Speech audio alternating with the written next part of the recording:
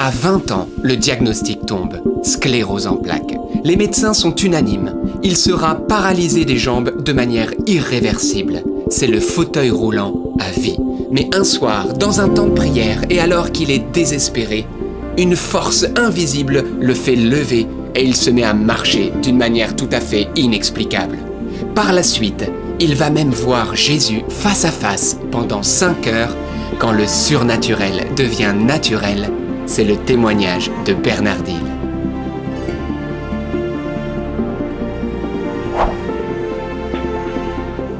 Oui, ça c'est un témoignage incroyable mais vrai, une guérison instantanée et inexplicable par la médecine, une guérison de sclérose en plaques. Oui, restez bien avec nous, le témoignage, c'est maintenant et on se retrouve juste après. Et aussi, n'oublie pas de t'abonner pour ne pas rater les prochains témoignages. Je m'appelle Bernardil, je suis marié, papa de 6 enfants, 3 garçons et 3 filles. Je suis diacre permanent dans le diocèse de Nice, incardiné dans le diocèse de Nice. À 17 ans, le diagnostic tombe, sclérose en plaques. Vos jambes se paralysent peu à peu. Dites-nous en plus. La médecine a diagnostiqué que j'avais une sclérose en plaques, maladie incurable, maladie irréversible qui tout doucement paralyse tous les muscles du corps. Mais moi, c'était à évolution fulgurante, puisqu'en l'espace de 3 ans, j'avais perdu toute sensibilité dans le bas des jambes, le bas des reins, voilà, tout était mort, je ne sentais plus rien. Et là, les médecins ont dit à mes parents que je ne remarcherais plus, que c'était terminé, que j'avais peut-être même une espérance de vie qui n'irait pas au-delà de 30 ans. Quelle est votre réaction face à ce sombre diagnostic ? Moi, j'étais dans la mort, quoi. Je me voyais mort. Et j'ai fait plusieurs tentatives de suicide à ce moment-là parce que je ne voulais pas vivre une vie dans laquelle j'étais privé, pour moi, de mon autonomie totale. Une fois, je me suis jeté dans les escaliers. La deuxième fois, j'ai pris des médicaments, mais pas assez. La troisième fois, j'ai pris des médicaments, à nouveau pas assez, mais j'ai dormi pendant 48 heures, après un lavement d'estomac. Un jour, votre tante acquiert la certitude que Jésus va vous guérir de cette maladie. Pourquoi ? Elle est allée à Villeneuve-les-Avignon où se trouvait un rassemblement du renouveau charismatique avec l'Église catholique. Lors de ce rassemblement, ma tante a assisté à tout plein d'annonces de guérison que le Père Tardif faisait et donnait, puisqu'il donnait des paroles de connaissance qui disaient « le Seigneur est en train de guérir telle personne, telle maladie, telle chose, etc. etc. » Et puis à un moment donné, la soirée s'est finie, la louange a commencé pour terminer la soirée et il est revenu sur le podium en faisant arrêter la louange. Et il a dit, le Seigneur me demande de dire encore quelque chose. Il y a une femme de plus de 60 ans qui est ici présente et qui prie très fortement pour un membre de sa famille qui est en fauteuil roulant, hospitalisé, condamné par la médecine, et le Seigneur va le guérir. Ma tante était convaincue que c'était de moi qu'il s'agissait. Votre tante vous invite alors chez elle pour que son groupe de prière prie pour vous. Et là, le miracle se produit. Que se passe-t-il ? 18 octobre, au petit déjeuner, elle me dit « Écoute Bernard, il y a des personnes qui vont venir prier ce soir. Est-ce que tu acceptes de participer à ce temps de prière que nous allons avoir ensemble dans la maison ?» Moi, je dis « Non, moi j'irai me coucher. Il est hors de question que je participe à tes bondieuseries. » Et là, elle me dit « Écoute, le problème, c'est que tu dors dans la pièce où l'on prie. Donc, il faudra que tu attendes qu'on ait fini de prier pour aller te coucher. » Ah. Et là, je me suis dit, zut, comment je fais? Alors j'ai pensé à m'enfuir dans une des chambres où il y avait une radio, sauf que la radio était bloquée sur France Musique. Et là, je me suis dit, j'ai bien envie de mourir, mais pas d'épuisement par France Musique. Et donc, il a fallu vraiment que j'accepte, malgré moi, de participer à cette soirée de prière, mais je n'avais pas vraiment envie. Il s'est passé quelques événements juste avant que la prière ne commence. C'est une personne âgée, qui dit à ma tante, ce soir il va se passer des merveilles. Et moi je me suis dit dans ma tête, la pauvre vieille, excusez-moi pour les personnes de cet âge-là, parce que je m'y approche, mais voilà, à cette époque j'ai dit, la pauvre vieille, ça va pas bien là-haut, quoi. Il y a quelque chose qui a pété, quoi. Si moi je suis malade, elle va pas bien dans sa tête. Donc voilà. Et puis on s'est dirigé tout doucement vers le temps de prière qui a commencé à 8h30. Et là, la petite dame âgée s'approche de moi, elle me dit, c'est toi Bernard? Alors je dis oui, à moins qu'il y en ait un autre. Et effectivement, l'armoire à glace s'appelait Bernard, mais moi ça je ne le savais pas. Elle me dit, est-ce que tu accepterais que l'on prie pour toi, que l'on t'impose les mains, qu'on demande à Jésus de te guérir? Et elle me raconte ce que les apôtres faisaient, ils imposaient les mains aux malades et ceux-ci étaient guéris. Enfin, voilà. Moi je dis, écoutez, si ça peut vous faire passer le temps. Et ils se sont mis autour de moi, ils ont commencé à prier pour moi. Et j'ai perdu connaissance. Et quand j'ai perdu connaissance, je ne sais pas ce qui s'est passé. Donc ce que je vais dire à partir de maintenant, c'est ce qu'on m'a dit. Ce qui s'est passé, c'est que je me suis mis debout, j'ai fait quelques pas, et je me suis retrouvé à l'autre bout de la pièce où j'étais installé avec mon fauteuil.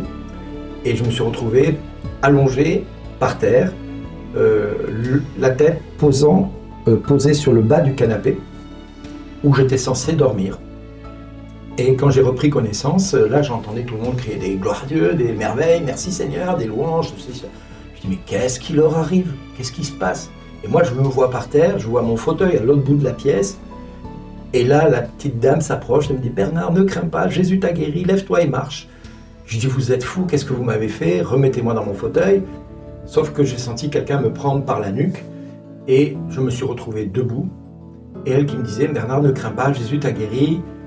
Maintenant, pendant que je recule, avance, et elle me prend mes mains, elle me les pose sur ses épaules. Et là, elle fait un pas en arrière, et moi, je vois ma jambe pousser en avant.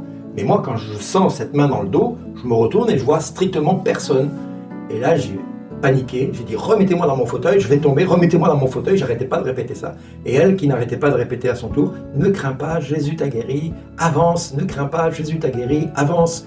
Et là, les pas se sont faits les uns à la suite des autres, sans que je comprenne ce qui se passe. Parce que je me voyais marcher, je voyais mon corps bouger, mais moi je ne le contrôlais pas. Si bien que quand je suis passé à côté de mon fauteuil, je dis ça a été un moment de grande déprime pour moi, puisque ma tête voulait s'asseoir sur le fauteuil, et mon corps a refusé de m'obéir. Et j'ai continué à avancer, tellement bien que j'ai vu mon fauteuil s'éloigner de moi, et mon corps continuait à avancer vers le canapé, là où j'étais censé dormir, et je me suis assis sur le canapé. Et quand j'ai posé mes mains sur mes jambes, j'ai senti mes jambes pour la première fois que je ne sentais plus depuis des mois. Et là, j'ai commencé à me pincer les jambes de A à Z. Et puis là, vers 11h du soir, 11h30 même, on a rappelé mes parents.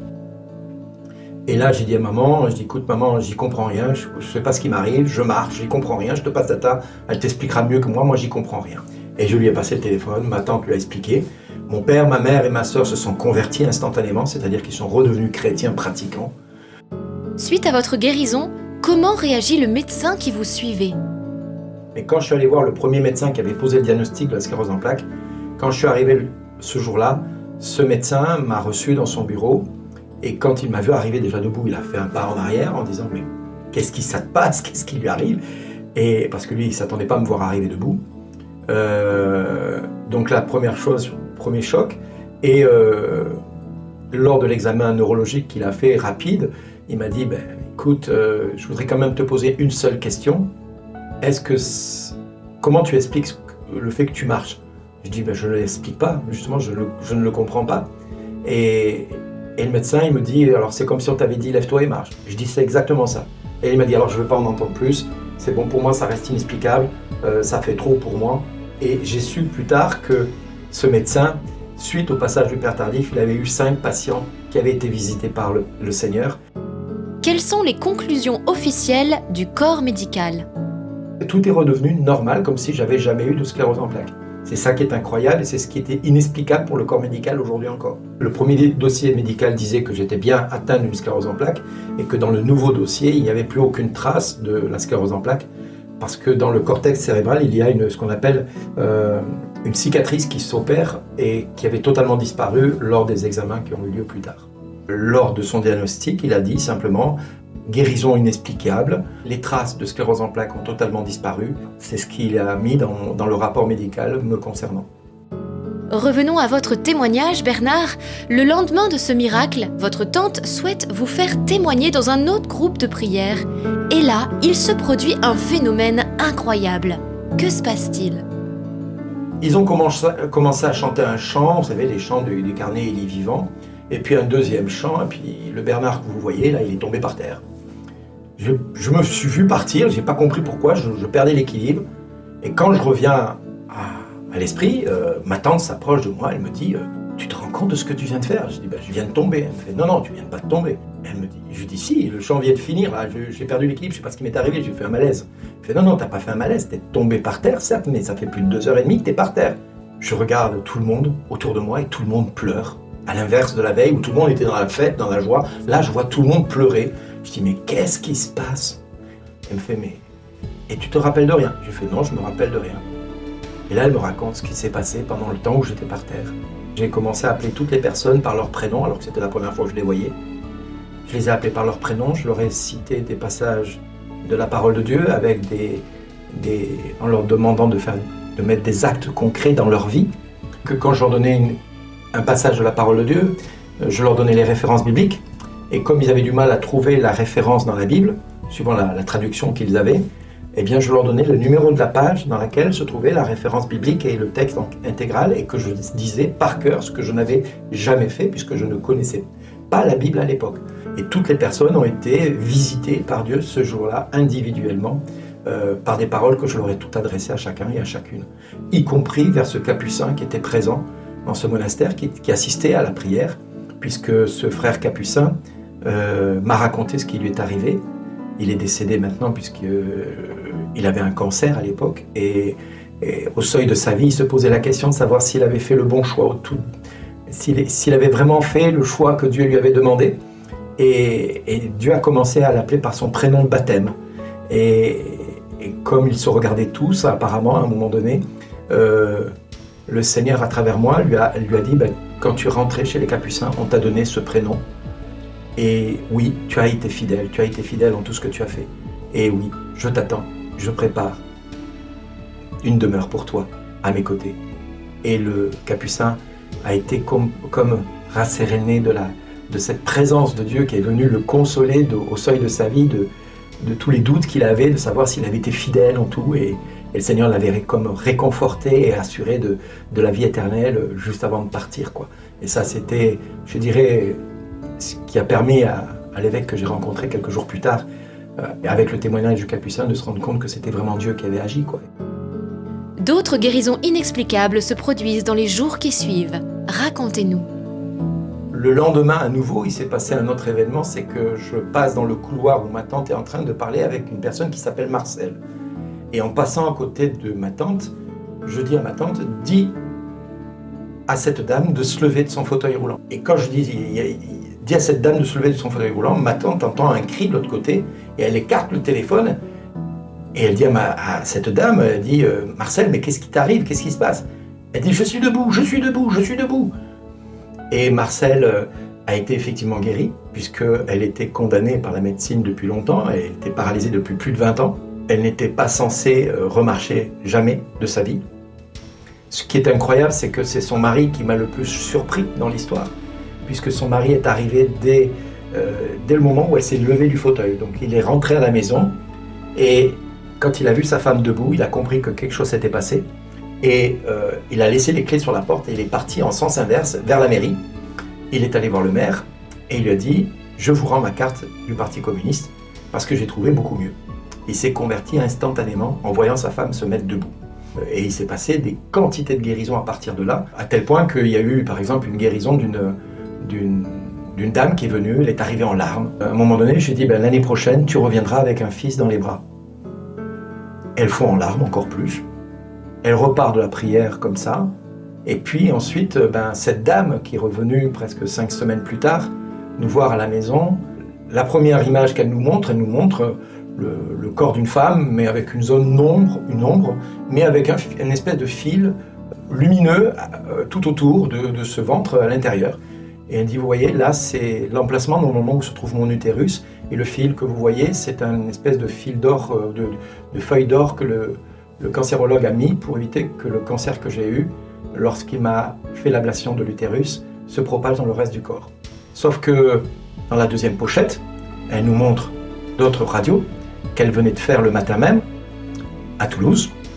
Et là, il n'y avait plus ce fil d'or qui était tout autour, et il y avait une espèce de petit haricot. Et je lui dis, mais c'est quoi? Et elle me dit, ça, apparemment, je suis enceinte depuis 15 jours. Et ma tante, qui était infirmière à la retraite, elle a tout de suite compris ce qui se passait. Elle m'a dit, elle est enceinte.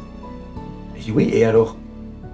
Si on lui a fait l'ablation de l'utérus, elle ne pourrait pas être enceinte. Or, il y avait un nouvel utérus, et il y avait un bébé qui était en train de grandir en son sein. Quelque temps plus tard, j'ai été amené à témoigner à Toulouse, dans un grand amphithéâtre gigantesque. Et là, j'ai été surpris parce qu'il y avait quand même beaucoup de blouses blanches dans cet amphithéâtre. Et je ne comprenais pas pourquoi il y avait autant de blouses blanches. Je me dis, mais c'est quoi ce truc-là? Et en fin de compte, c'était l'université de Toulouse, la faculté de médecine de Toulouse, là où j'étais témoigné. Donc quand j'ai témoigné de ma guérison, tout s'est bien passé.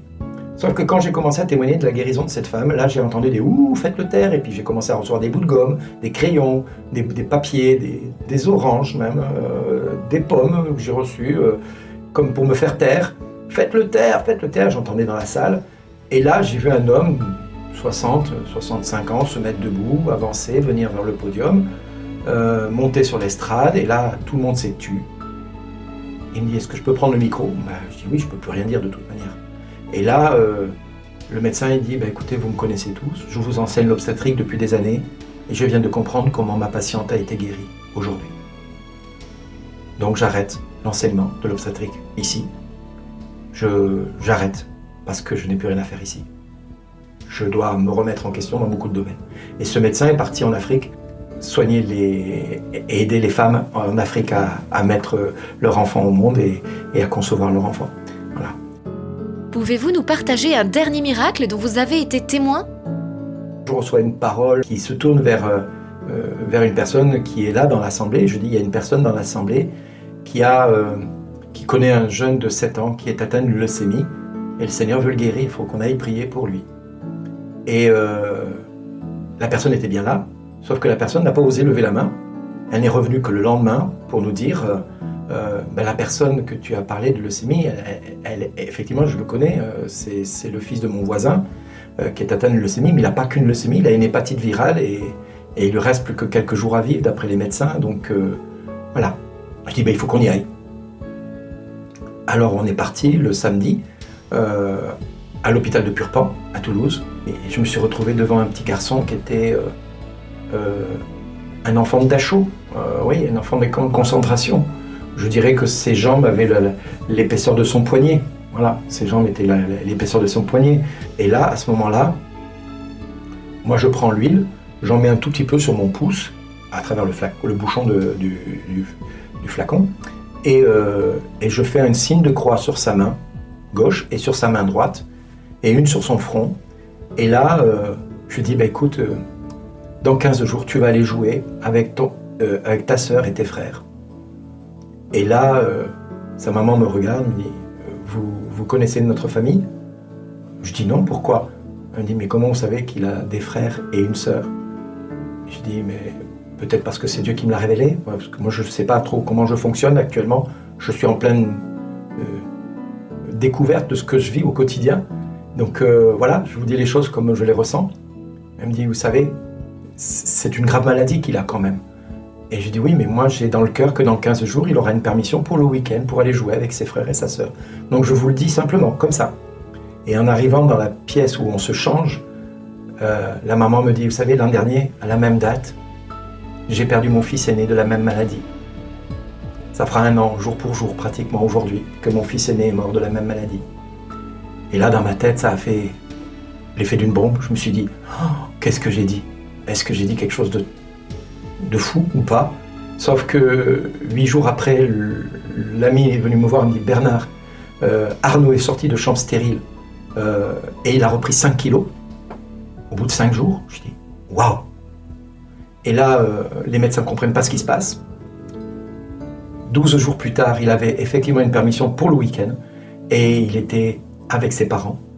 Et j'ai pu voir Arnaud à la sortie de l'église parce que toute la famille était descendue à l'église ce jour-là pour rendre grâce à Dieu que Arnaud soit sorti de cette maladie parce qu'il avait repris 15 kilos en l'espace de 12 jours. Et les médecins ne comprenaient pas ce qui s'était passé pour le petit Arnaud. Aujourd'hui, Arnaud a 3 enfants. Il se porte bien apparemment. Un jour, vous voyez Jésus face à face pendant 5 heures. Votre vie en est complètement chamboulée. Racontez-nous. À 2h du matin, excusez-moi, parce que chaque fois que je pense à cet événement, c'est toujours très dur pour moi de le dire, parce que j'ai vécu quelque chose d'exceptionnel. À 2h du matin, j'ai entendu mon prénom, Bernard. Alors je me suis retourné, j'ai vu qu'il n'y avait personne, je dis « Oula Bernard, tu commences à être fatigué, il va falloir que tu ailles te coucher. » Et là, Bernard. Je me retourne, je dis, bon, ça suffit, qui est-ce qui me fait une farce là? Ça suffit. Qui est là? Il y a eu 3 flashs lumineux qui ont apparu devant mes yeux, et la pièce est devenue comme ronde, circulaire, le tabernacle a disparu devant mes yeux. Et là, j'ai vu, pendant 5 heures durant, la passion du Christ, de l'agonie, jusqu'à ce que Jésus meure sur la croix. Et cet événement-là, je ne l'oublierai jamais. Si vous avez vu le film de Mel Gibson, La Passion du Christ, vous mettez un coefficient 10, 100 dessus pour voir ce que j'ai vu. Parce que quand on dit que le Christ n'avait plus figure humaine, oui, il n'avait plus figure humaine. Son nez pendait, sa joue pendait, son œil, sa paupière pendait. Son épaule était comme lacérée par le poids de la croix qu'il avait portée. Le corps était en lambeaux, de la tête aux pieds. Et ce qui était le plus dur, c'était de voir le regard de Jésus sur moi. Un regard d'amour. Que voulez-vous dire à ceux qui vous regardent maintenant? J'aimerais tant que la multitude des enfants de Dieu n'oublie pas pourquoi Jésus a donné sa vie. Parce que beaucoup de chrétiens même, qui se réclament chrétiens, n'ont même pas conscience de quel amour ils sont aimés. Et ça, c'est quelque chose qui fait souffrir le Père. Parce que notre Père a donné son Fils, son unique Fils, pour chacun de nous. J'ai envie de dire à tous mes frères et toutes mes sœurs, revenez au chapelet de la Divine Miséricorde, revenez à l'adoration, revenez à l'Eucharistie, revenez à la parole de Dieu. Revenez pendant qu'il est temps. Pouvez-vous prier pour les personnes malades qui suivent cette émission? Papa, je te demande la guérison pour tous les malades qui vont visionner cette vidéo. Pas qu'un peu, pas partiellement, mais des guérisons totales et définitives. Seigneur, j'appelle des témoignages vivants à la suite de cette vidéo. Je demande, Père, que tu viennes manifester ta toute-puissance pour que, sur les réseaux sociaux, les témoignages de guérison affluent. Les témoignages de la puissance de ton nom affluent et suscitent non pas un intérêt curieux, mais plutôt un appel à se repentir et à se convertir, à te suivre, Père, pour être conforme à ta parole. Oui, Seigneur, je le déclare. Toutes les guérisons maintenant s'établissent dans le nom de Jésus, se réalisent dans le nom de Jésus, par la prière de notre Mère Marie. Amen. Un mot de la fin? La phrase que je donnerai, réjouissez-vous. Je vous le répète, réjouissez-vous. En toutes circonstances, faites connaître vos demandes à Dieu par de libres louanges et de cantiques. Et le Dieu de la paix prendra vos cœurs et vos pensées dans le Christ. C'est cette phrase que j'appelle pour moi le 4x4 du Seigneur, c'est-à-dire le véhicule tout-terrain qui permet de passer tous les terrains difficiles de notre société dans laquelle nous sommes. Quand rien ne va, prenons le véhicule du Seigneur, prenons le véhicule tout-terrain du Seigneur, qui est le Philippiens 4.4. La marque, c'est Philippiens. 4.4, c'est la référence, chapitre 4, verset 4. Et si vous voulez en savoir plus, n'hésitez pas à vous procurer le livre Témoignages de Bernard Dill. Le lien est dans la description. Merci beaucoup Bernard pour votre témoignage juste incroyable. Et oui, on se rend compte que Jésus est vivant et qu'il continue d'opérer des signes, des merveilles, des prodiges parmi nous. Oui, tout à fait. Et peut-être vous avez été interpellé par certaines des manifestations du Saint-Esprit. C'est ce qu'on appelle en fait les charismes. Saint Paul est très clair à ce sujet. Première épître aux Corinthiens, chapitre 12, verset 1, il dira lui-même « Frères, au sujet des dons spirituels, je ne veux pas vous voir dans l'ignorance. » Et il va lister les charismes du Saint-Esprit en parlant du don de prophétie, également des dons de guérison, de parler en langue, les interprétations de ces langues. Vous avez tout dans la parole de Dieu et l'Église catholique l'enseigne, et donc rien de neuf sous le soleil. Oui, tout à fait, ce sont des dons que Dieu désire répandre sur son Église. Il les distribue à chacun comme il l'entend, gratuitement, afin que la foi en soit fortifiée chez les fidèles et bien sûr chez ceux qui ne croient pas en Dieu. Alors attention, ça n'a rien à voir avec ce qu'on peut entendre dans l'occultisme, l'ésotérisme, les guérisseurs, magnétiseurs, souffleurs de feu, etc., astrologues ou ceux qui invoquent les esprits. Non, cela est condamné par la parole de Dieu, on le voit dans le Deutéronome au chapitre 18. Ici, c'est quelque chose qui est donné par le Saint-Esprit depuis notre baptême et pour une mission bien particulière, ça peut être donné puis être repris, ça fait partie des dons du Saint-Esprit. Eh bien frères et sœurs, nous allons maintenant invoquer le Saint-Esprit pour qu'il vous visite, vous console, vous guérisse, que sa puissance se manifeste parmi nous. Alors Esprit Saint, nous t'invoquons maintenant et nous te demandons de te répandre sur nous, sur toute personne qui suit en ce moment, en direct ou en replay cette émission. Communique tes dons, tes charismes pour la gloire de Dieu, pour que le nom de Jésus soit connu et pour l'édification de ton Église. Amen. Oui, comme nous dit la parole de Dieu, je répandrai de mon esprit sur toute chair, alors vos fils et vos filles prophétiseront, vos vieillards auront des songes et vos jeunes gens auront des visions. Tu n'as pas changé Seigneur, alors merci pour toutes tes consolations, tes grâces qui pleuvent en ce moment et merci pour tous les malades qui seront guéris en ce moment, qui nous regardent. Alors Seigneur Jésus, merci de regarder et de poser ta main sur chaque personne malade qui regarde cette émission, sur chaque intention de prière. Et nous te demandons, Seigneur, d'apporter le soulagement, la guérison à toutes ces personnes si c'est ta volonté. Que ta volonté, Seigneur, s'accomplisse d'avance. Nous te disons merci. Oui, et pour concrétiser cela, eh bien, nous vous proposons, frères et sœurs, cette démarche, écrire dans le chat cette phrase « Jésus, guéris-moi » ou alors vous citez le nom d'une personne dont vous savez qu'elle est malade « Seigneur, guéris cette personne ». Oui, frères et sœurs, Jésus est compassion des malades. Alors parfois, il y a des guérisons miraculeuses, incompréhensibles, comme pour Bernard, instantanées. Parfois, eh bien, ça prend plus de temps, mais la guérison arrive. Et parfois, eh bien, il n'y a pas de guérison physique, mais pour tous, il y a une grâce, et notamment la force et l'espérance pour tout traverser en union avec Jésus-Christ.